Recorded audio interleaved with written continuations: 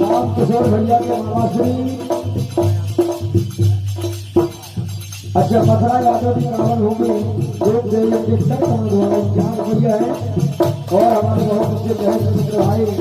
PS studio सुपाइकर भाई भूपेंद्र यादव जी बंदेवर इनके माध्यम से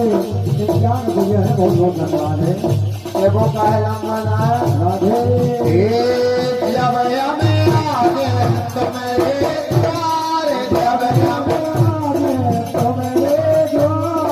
कितना भरोसा है संसार जो तन भजन में नावेगा जो तन भजन में नावेगा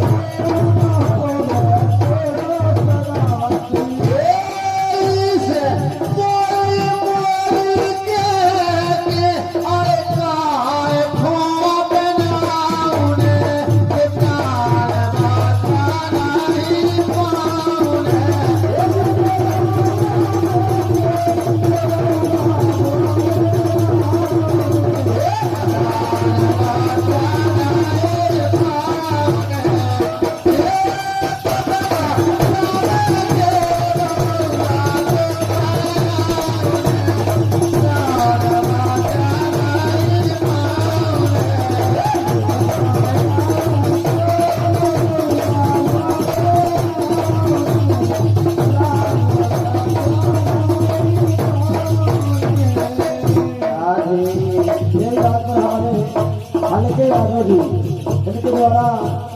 एक प्यार भैया हमारे लिए और प्यार भैया हमारे भाई छोटे यादव जी के लिए है और हम दोनों भक्ति प्रयत्नों की तरफ से आपको नमन है और माता रानी का सदैव भंडारा भरे रहे राधे के भैया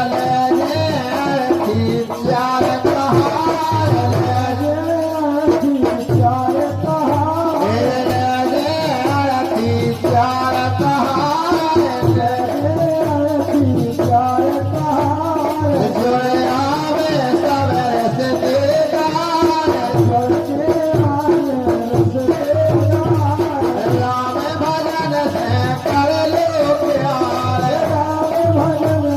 Yeah.